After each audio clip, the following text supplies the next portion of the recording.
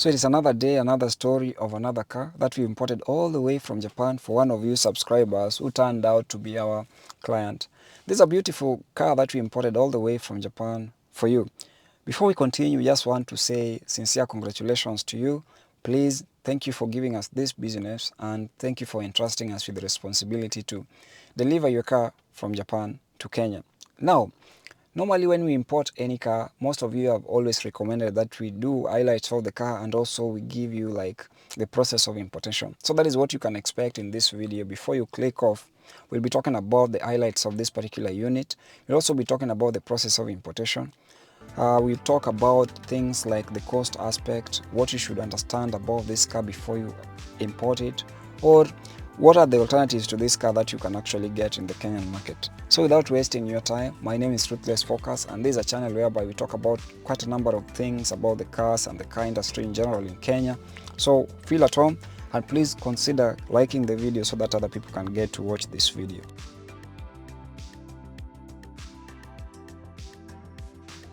So the Toyota Allion is a very common sedan in the Kenyan setup. Generally, I'd say from where I sit that Kenyans just love Toyota as a car brand. In fact, there's that tagline by Toyota Kenya that says, the car in front of you will always and is always a Toyota. But I want to remind them that this line is about to be edited soon because I've noticed the car in front of you nowadays, if you are driving on our Kenyan roads, is either that Toyota or a Mazda. So I think wanafaa ongeze hapo, the car in front of you is a Mazda or a Toyota. I think Kenyans have really started finding value in alternative brands like Mazda because Mazda came into the game. They have been there before, but I think they found the right way to really get into the hearts of many Kenyans by designing cars that can give consumers and drivers, motorists value for their money.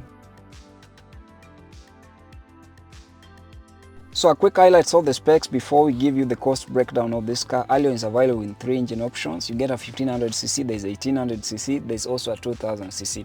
By the way, you can get a 4-wheel drive Allion that is only available in 1800cc. Now, what you need to understand is that I drove this car for some time. The driving experience was phenomenal. Something that impressed me the most, I didn't have fuel in the tank. So it was blinking. The fuel gauge was giving me signal on the dashboard there and I was like, oh, hii gari itazima. Then I drove up to the car wash. I had not really fueled. I went there, washed the car, came back to the station and fueled and the car haikuwa imezima. So that one is one area that where that Toyota really excels highly in terms of fuel efficiency. The car comes with an eco mode that is able to regulate the throttle response. Now I really understand why people who started with Toyota will always insist on a Toyota.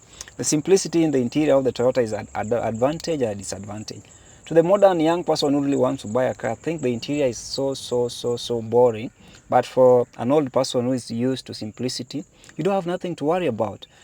Normally when we import this car for young people, maybe what were 20s up, what a change your stereo, look at the infotainment system. The old one, they even put the DVD slot there. Who uses a DVD right now? Anyway, we are not complaining, but that's just for Toyota for you. Toyota excels in the interior, very practical. The refinement is just okay, but it's too simple and boring because of tech and everything else. Reliability, yes, I was able to also clear quite a number of bumps. Comes with a ground clearance of about 6.3. For you to clear quite a number of bumps in Kenya, that is a very good ground clearance. Compare this car with the Mazda Axela, a very poor ground clearance. So it beats Axela on that. Otherwise, there's nothing much to say. Reliability, dependability, minimum body rolls. Allion is a great car. Of course, if you don't want to spend more money and still want to get this car, you can still buy this car instead of getting a Toyota Premium. Definitely they are the same cars under different skins. That is what people don't really want to say. But again, Premium is being marketed as superior to Allion. Now yes, we can give it an 8/10. The car really feels great. In terms of the exterior looks, that is very subjective. It may not look bad, it may not look good to me. But yes, for you, I think it's a good car for a first-time car owner. I can only advise 2 cars for first-time car owners. You either buy a Toyota, this one, Allion, or Toyota Axio. They are simple, easy to live with. They will let you make mistakes, they will forgive you. Then you learn on the road as you own your car. Now, let's come to the other part of the video that is about now the process of importation. So as always, the process started by actually placing this order. So you can either buy from auction or you can buy ready stock, that is dealer stock, that is ready for shipping. Then after we bought the car was grade 4. And grade 4 means that this is a high quality car, but the car had a mileage of about 80,000. That is not so bad. But if you get below 80,000, still better. But that mileage may not really mean the car is better. So you look at the condition and the grading of the car before you buy the car in Japan. So we shipped the car. What matters is that this car took a little longer than 1 month to be here. I'll be honest with you, because there was a problem with the color of the car. When we received the documents were saying the color was brown. So when I shared with the owner of the car, they said, Apana, we can see that the car is wine red. When the car arrived, we found that it was wine red, so we had to change those documents so that we could register the car as wine red. We always listen and understand our clients, that is why. So after the car was brought in here, we edited the documents, we cleared the car and registered the car in the name of our client. So what is the money aspect? I know that is where people are really waiting for. For you to import an Allion right now, depending on whether 1500cc or 2000cc or 1800cc, for importation, you have to plan with at least 1.8 million right now, because the normal Allion, the local ones which are available, are sold for about 2 million, 2.1. And also if you want the new generation, you will spend even more. So Allion will cost you 1.75 to 1.85 or 1.88 to import. Another important factor you need to consider before importing Allion or Premium is the aspect of good month and bad month. We've explained that in our previous videos. Please check it out so that you can understand. It has a huge impact on the tax you're going to pay to KRA. Another aspect is the color. Before you place your order with us, define the color that you want. Since some Allions and Premiums are more expensive in specific colors such as that gray, brown, wine red, more so wine red, those are very expensive colors. Also, the mileage is an aspect. Cars below 100,000 kilometers tend to be a bit more expensive as compared to cars below above 100,000 kilometers. So grade, mileage, year of manufacture, and the month of registration, color, those are all aspects that you need to incorporate and consider before you place your order with us. When you're going to place your order, we'll guide you. Remember, we've always been very flexible with clients. So when you want to import a car with us, we'll issue an import agreement. You'll pay a certain percentage of money depending on your requirements. Then the other amount you'll pay when the car arrives at the port. It takes about 7 to 10 days to clear the port at the port of clear the car at the port of Mombasa, or even faster depending on the arrival time and other circumstances. So after the car is registered, actually you need to have what is called a functional terms account. You also need a KRA PIN and a original ID to own a car in Kenya. So those are the main things that you really need. So we are always flexible to talk to you. If you just want to consult us on importation or maybe help you source a car in Mombasa, we'll do all that, but we'll charge you because the number of people reaching out to us, we may not be able to actually serve all people just like that without pegging any charge to it. So if you want value for money, you have to invest in that phase of importation, that phase of maybe purchasing your car in Mombasa. The people who I help purchase their cars in Mombasa are people who don't have maybe a lot of patience. Unajua pesa inaweza tumika. So if you have your money and you're like, importation takes a while, then Ruthless Focus is the person that you can contact.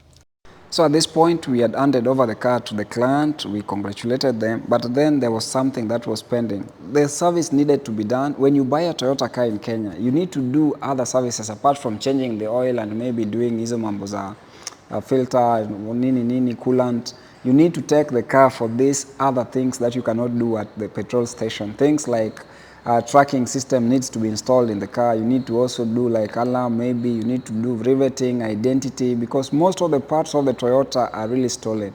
This car is one of the most stolen units. So when you import Allion, Premium, Fielder, Axio, you need to step your security. So we'll guide you through all that after we've given you your car. We'll take you to a place where you will do that. And at the end of the day, that is just how to protect your car.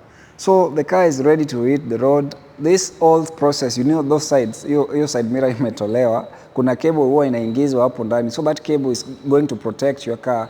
Unaweza kuwa kwa jam pale na wezi wakuje tu wachomoe hiyo side mirror. So wakichomoa haibaki. So inatolewa, then they put some cable that will not extend from outside.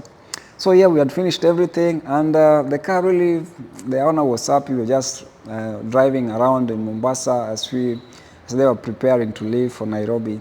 It was our pleasure. Actually, this is a repeating client. We imported a car for a friend, and they are also subscribers. So they told us, now you've done a good job, so we'll give you also my order to process for me. They were so patient for this car to arrive in Kenya. And by the grace of God, we did deliver, and they were happy finally. That is the beauty of doing business when you really know what you're really doing. Because at the end of the day, there's a lot of temptation in this industry where people are being scammed, but we don't scam people. We really deliver, and our clients are out there and they can speak for us. So why don't you give us an order if you want to import your car? It's only fair that you get in touch. And one thing we require from you is just patience, patience, patience, patience, and patience. Thank you for watching this video. If you made it to this point of this video, thank you, and we'll really try to upload quite a number of videos. Most of you have been saying, hey, Ruthless Focus, please upload videos every day. It's really hard to upload every day because we have other businesses going on. So to order any car or import a car, there's a number that I'll leave in the first comment section, the first pinned comment. Utaona namba yangu iko hapo. Then you can just call us. At the end of the day, we'll be able to be assisted. Thank you for entrusting us, and thank you. Have a good time.